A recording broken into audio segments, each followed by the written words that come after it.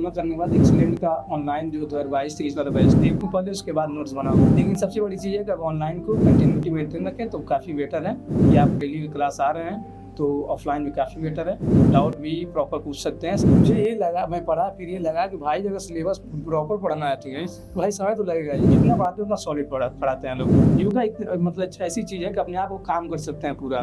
Sir बताएं breathing करने का, मेडिटेशन करने के फायदे बताएं, फिर वही सर का देखा। और सबसे बड़ी चीज़ है कि सेल्फ कॉन्फिडेंस, अगर आपको विश्वास है, इतना तपस्या करने के बाद अगर सफलता मिलती, सबसे पहले इतना पता रिजल्ट 1-2 दिन में आने वाला है। तो घर गया मैं तो सबसे पहले पापा से बताया, मम्मी से बताया, मतलब बहुत खुश हुए उन लोग। बस सारे नोट्स को कंपाइल करके एक शॉर्ट नोट्स बनाइए और ये 2-3 बार एकदम बिल्कुल याद हो गया है। उसको शॉर्ट नोट्स में लिखने की कोई जरूरत नहीं है, वही चाहिए उसको बस एग्जाम के 15 दिन 10 दिन पहले रिवीजन करने के लिए। और बाकी मॉक टेस्ट जितना हो सके दीजिए, PIP जो है उसको फॉलो कीजिए।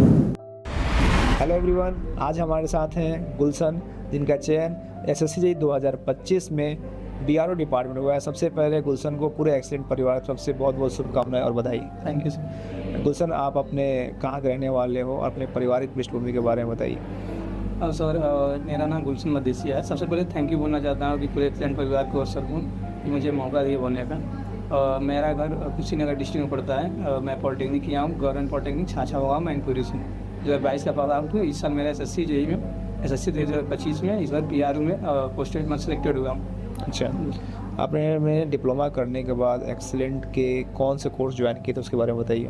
मैं डिप्लोमा करने के बाद एक्सीलेंट का ऑनलाइन जो 2022-23 वाला बैच था इसमें इन्वॉल्व हुआ था। प्रॉपर उसी का वो नोट्स बनाया और कई और सोर्स निकाल किया हूँ। उसी को मतलब उसी में प्रॉपर नोट्स बना के, शॉर्ट नोट्स बना के, रिवीजन जितना हो सके उतना करके और मैथ करके बाकी सब रिजल्ट आपका।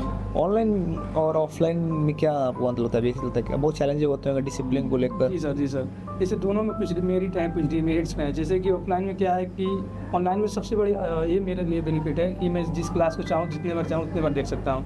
हो सकता है 1-2 बार देखूँ पहले, उसके बाद नोट्स बनाऊँ, तो 2-3 बार देख सकता हूँ जब मेरे पास टाइम है प्रॉपर। तो ऑफलाइन में क्या, ऑनलाइन में दिक्कत क्या है पहली चीज़ कि थोड़ा सा टीचर के साथ उतने अफेक्शन नहीं बन पाते हैं, उतना मतलब अब आसपास कोई नहीं रहता है तो क्या होता है डेडिकेशन पूरा बन नहीं पाता है, कंटिन्यूटी नहीं मेंटेन हो पाती है। जैसे आज क्लास था, मैं छोड़ दिया, एक दिमाग में बना रहेगा चलो यार कल ज्वाइन कर, मैं कल दोबारा कर सकता हूँ क्लास, मेरे पास ऑप्शन है। तो ऐसे करते हैं बहुत लोग क्लास छूट भी जाता है। लेकिन सबसे बड़ी चीज़ है कि अब ऑनलाइन को कंटिन्यूटी मेंटेन रखें तो काफ़ी बेटर है।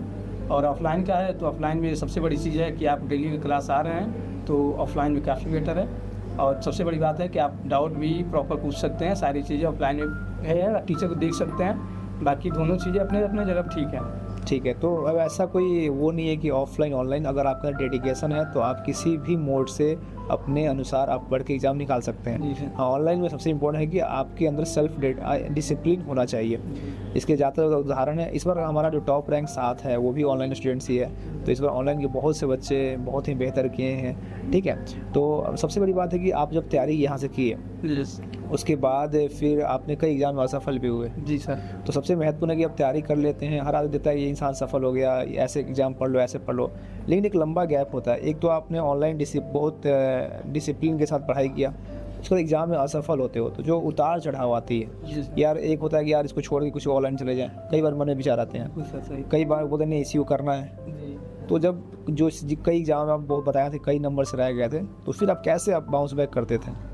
सर सबसे पहले मतलब कि मेरा तो हालांकि बेसिक भी उतनी मजबूत नहीं थी, बट एक्सीलेंस में सबसे बड़ी फ़ायदा ये है कि मतलब कुछ बच्चों को कंप्लेन भी मुझसे भी कहते थे लड़के कि अरे यार एक्सीलेंट में क्या सिलेबस बहुत लंबे समय कंप्लीट करते हैं। मुझे ये लगा, मैं पढ़ा फिर ये लगा कि भाई अगर सिलेबस प्रॉपर पढ़ना है ठीक है तो भाई समय तो लगेगा ही, डिटेल में पढ़ना है कोई भी तो टाइम तो लगेगा ही। अब चलने को तो मैराथन एक दिन में पूरी सिविल खत्म कर दे रहे हैं लोग, मैराथन चला के एक दिन में पूरी सिविल खत्म कर दे रहे हैं, सिविल के जितने सब्जेक्ट हैं। लेकिन अगर कंटेंट चाहिए अच्छा, प्रॉपर नोट्स बन चाहिए, जितना कंटेंट है कोई टॉपिक छूटे नहीं तो भाई टाइम तो लगेगा ही थोड़ा। तो एक्सीलेंट में सबसे बड़ी यही चीज़ है कि आराम से पढ़ाते हैं, बट जितना पढ़ाते हैं उतना सॉलिड पढ़ाते हैं लोग। और मेरा एग्ज़ाम का है तो मेरे काफ़ी एग्ज़ाम SSC पिछली बार भी फ्री में ही नहीं हुआ मेरे 2 नंबर से। उसके बाद से मैं और NHPC इस बार दिया था तो 142 बने थे, इसमें भी लगभग 4-5 नंबर से नहीं हुआ मेरा। और एक कोलकाता के एग्ज़ाम पे आप खुद ऐड कराए थे, उसमें एडवर्टाइज निकला था इसका, तो आप यूट्यूब बुलाए थे, SAE वाला जो था वहाँ पे कोलकाता वाला, उसको भी मैं दिया था। आप बोले थे कि जिसको घूमने जाना हो पढ़ सकता है या घूम सकता है, तो उसमें अच्छे नंबर थे, बट इंटरव्यू के लिए कॉल आया नहीं। कट ऑफ में देखा तो लगभग 2-3 नंबर कम थे उससे। फिर उसके बाद से मैं आरसीसी क्लास सर से जब किया था, तो इस सर से एक चीज़ मुझे आरसीसी क्लास सबसे ज़्यादा सीखने के लिए मिली कि मैं योगा की इंपॉर्टेंस बताएं सर, कि कोई भी कितना भी प्रॉब्लम तुम्हारी मतलब सिचुएशन तुम्हारे खिलाफ हो, कितना रोस्ट कंडीशन हो, योगा एक मतलब ऐसी चीज़ है कि अपने आप को काम कर सकते हैं पूरा, और सोच सकते हैं हम मुझे आगे क्या करना है, डिसीजन ले सकते हैं अच्छे से। क्योंकि सर बताएं ब्रीथिंग करने का, मेडिटेशन करने के फ़ायदे बताएं, और मैं वही फॉलो किया। जब रिजल्ट आया 1-2 महीने में भी डिप्रेस्ड हो गया कि क्या ही करूँ, छोड़ देता हूँ। पापा से ही बोला कि छोड़ देता हूँ, अब नहीं हो पाएगा लग रहा है, कुछ और देखता हूँ, प्राइवेट तब तक पकड़ लेता हूँ। फिर वही सर का देखा, और सबसे बड़ी चीज़ है कि सेल्फ कॉन्फिडेंस, अगर आपको विश्वास है तो आप कितना बार अगर डाउनफॉल हो रहा था आप समझ रहे हैं कि हाँ चीज़ें मैं कर सकता हूँ, तो चीज़ें हो जाती है। बाकी योगा से काफ़ी फ़ायदेमंद मुझे हुई। मेडिटेशन प्रॉपर किया, उसके बाद से थोड़ा सा ये फील हुआ कि हाँ यार फिर से स्टार्ट करता हूँ, रीस्टार्ट। तो सर उसी इतना संघर्ष के बाद, इतना तपस्या करने के बाद अगर सफलता मिलती, सबसे पहले आपने किसको बताया था? सर सबसे पहले तो मैं इसका थोड़ा सा एक कहानी बताऊंगा। हाँ। कि मैं बाइक से कहीं गया था, तो वहाँ से आ रहा था मैं, तो अपने लोकल मार्केट के पास पहुँचा, तो मैं सोचा घर पे फ़ोन करके पूछ लेता हूँ कि कुछ यहाँ से लाना तो नहीं है, कोई चीज़। इतना बड़ा रिजल्ट 1-2 दिन में आने वाला है। घर पे ही थे, लोकल हाँ, घर मार्केट पे ही थे। हाँ ठीक। आरआरबी का मेंस देखे आपका घर देवरिया में है? कुशीनगर में, हाँ ठीक है। तो आरआरबी का मेंस देख के मैं घर चला गया था। ठीक है। तो उसके बाद से मैं देखा, तो रिजल्ट देखा, पीडीएफ में नाम खोजा अपना पति, तो अपना नाम सर्च किया, 2-3 लड़के दिखे, फिर पापा का नाम देखा, मम्मी का नाम देखा, फिर से मोबाइल में फ़ोन में रखा। 8 किलोमीटर वहाँ से घर है, मैं घर कॉल नहीं किया कि क्या लाना है क्या नहीं, कहीं बाहर उड़ जाए, कुछ नहीं करना है, पहले घर जाके मम्मी पापा को बताना है। मैं गया घर, तब तक 2-3 दोस्त भी कॉल किए थे, पीडीएफ आ गया था, सारी वीडियो देख लिया था। तो घर गया मैं, तो सबसे पहले पापा से बताया, मम्मी से बताया, मतलब बहुत खुश हुए दोनों लोग। और तब उसके बाद से मतलब और जितने दोस्त वगैरह कॉल किए हैं, उसके बाद से सब पिताजी क्या करते हैं? इधर सर आइसक्रीम की एक दुकान है, तो मतलब वही चलाते तो हैं। पिताजी एग्जाम में आइसक्रीम खिलाए कि मिठाई खिलाए आपको? सर उनके लिए तो मतलब मिठाई किया है, आइसक्रीम खिलाया, सब कुछ मेरे लिए समझिए बहुत बड़ी चीज़ है।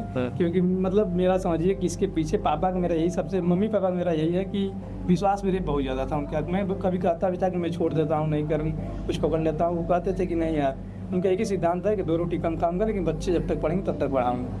Very good. जी सर। तो आप अपने माँ बाप के जो त्याग है, जो तपस्या है, जो सपने हैं, उसको बहुत ईमानदारी पूर्वक आपने पूरा किया, जी सर। और आपने वो खुशी देखा होगा उनकी आंखों में।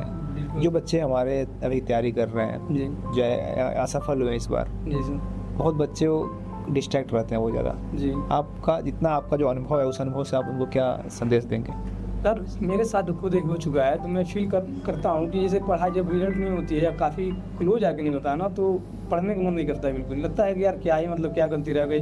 हर एग्जाम में 4-5-6 क्वेश्चन जो सिली मिस्टेक होते ही हैं, वो जिस दिन सिलेक्शन होगा उस दिन भी 2-3 क्वेश्चन सिली मिस्टेक हुआ ही रहता है। तो उतना आप टॉलरेंस लेके चलिए, फैक्टर सेफ्टी लेके चलिए, और कभी भी ये सोच के ना चलिए ना कट ऑफ इतनी जा रही है, इतना टारगेट मुझे करना है। क्योंकि कट ऑफ तो है ना कि लास्ट लड़के का जो सिलेक्शन हुआ उसका कट ऑफ है, बाकी उससे सारे ऊपर ही होंगे। तो आप टारगेट बना के चलिए कि किसी एग्जाम में ज़्यादा जितना हो पाए। और नोट्स मैं तो यहाँ एक्सीलेंट से पढ़ा था, इसका प्रॉपर नोट्स अगर कंप्लीट आप पढ़े हैं 2-3 बार, उसका सारे नोट्स को कंपाइल करके एक शॉर्ट नोट्स बनाइए। मैं जो मैं फॉलो किया तो बता रहा हूँ सर, वो शॉर्ट नोट्स बनाइए।